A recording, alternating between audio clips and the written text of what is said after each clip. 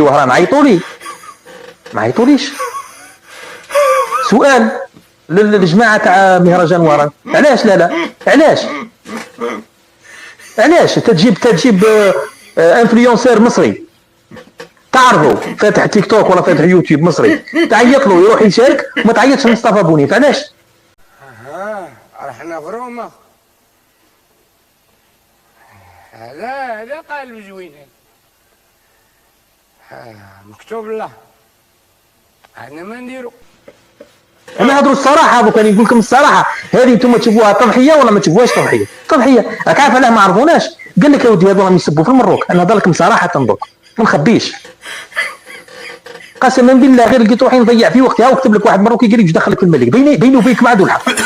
وانا قاعد انا مصطفى بونيف قاعد انايا حمساكريفي بالدنيا بحالتي كاع مساكريفي بها انا، يعني وصلوا شكون اعطوني اسم تعرض للتشويه كيما اسمي انا بسبه المراركه. واش داك العبد ما ولد القحبه خويا؟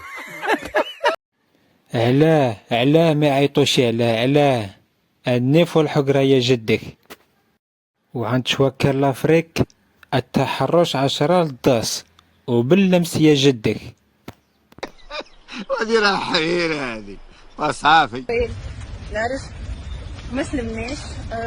بالحق سامحوني على الفيديو اللي نشكر فيه من النهار الاول خاطر مازلت ما وصلتش، ما صار خطيره برشا، خطيره داير اخطر من اللي تتوقع. البارح شافتونا، البارح كلمنا الحاكم والحاكم اخمز وافقت منهم، على الاقل هما العباد يحاولوا يسمعوا في الكلام خايب، يحاولوا يخفوك. ما قدرش الشرطه متحرشه.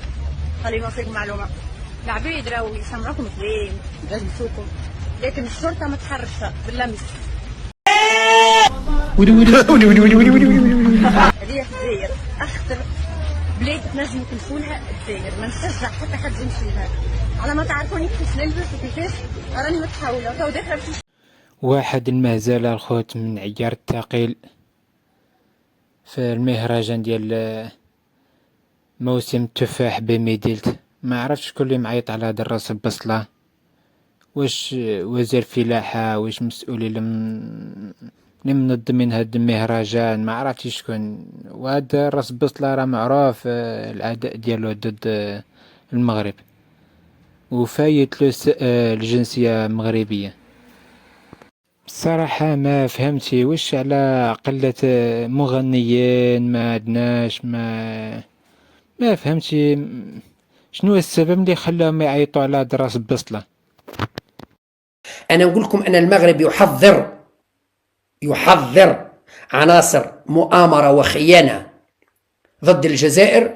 لا أدري بالضبط ماذا يحضر، ولكنه راه يطبخ في حاجة ضد الجزائر تزامنا وزيارة الرئيس الفرنسي يوم 29 أكتوبر، لأنه قبل نهاية السنة ومازلت عند حدثي قبل نهاية السنة 2024 سيحدث أمر جلل بين الجزائر والمغرب، راح تصرى حاجة. مسخوط مرتو بنت قصديرة دخل على الخط مع ليلى عبد اللطيف، بغى ينافسها بداكشي ديال التنبؤات والخرافات. Un poco caliente por el final. Cámara, bobo. أنا باشا bobo.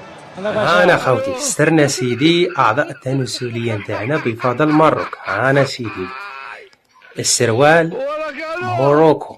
أنا سيدي جزاكم الله خيرا بفضل المغاربة. رانا ساترين سيدي أعضاء التناسلية نتاعنا وسمحوا لنا خوتي على المصطلحات، ولكن هذا الواقع. أنا سيدي مشينا سيدي لما لبسنا سيدي اللباس نتاعنا رحنا سيدي شرينا شارجور. أنا سيدي شرينا سيدي الشارجور نسارجيو التليفون على أساس في الليل إن شاء الله بحول الله نطلقوا اللايف نسبوا في المغاربة. أنا سيدي شرينا الشارجور سيدي، ولكن المفاجأة ها واش لقينا. أنا سيدي ماد إن موروكو ما شاء الله، يعني كل الأمور اللي نستعملوها. الزلط والتفرعن يا المحيني يلا سير ابو صباح شري الشارجور مغربي شارجيبه وفي الليل فتح به اللايب وسب فيه المغاربه، قل فيه احنا خيار منكم. 1 2 3 فيفا الله خيري. الزلط والتفرعين. الزلط والتفرعين. محترمة مازال ما تحركتش. هما يتحركوا فقط كي تهدر عليهم، كاش ما تشتكي، كاش ما تنتقد، كاش ما تقول. مي مرا كيما هكا تنضرب تنحقر، نو غير مهم. يتما انت ممكن تكون مسافر في كاش دوله تخدم على روحك، خال العائله تاعك في الدار، ممكن تجي تلقى باباك مضروب، خوك مضروب، يماك، اختك، مرتك، ولن يحرك احد ساكنا. الزريبة وصافي، هذه هي حاضرة الكبار خواتي برك. هما تاعو في المدينه تاعو في البلد غيان، ما راهمش يتحركوا والو، ما كانش حاله من السبات غير طبيعيه. يا ربكم يعرفوا برك يهيلوا ونوضوا في السوشيال ميديا، يقول لك نحن الجزائريون والفخر ومصنع الرجال، مصنع الخرا، مصنع النم،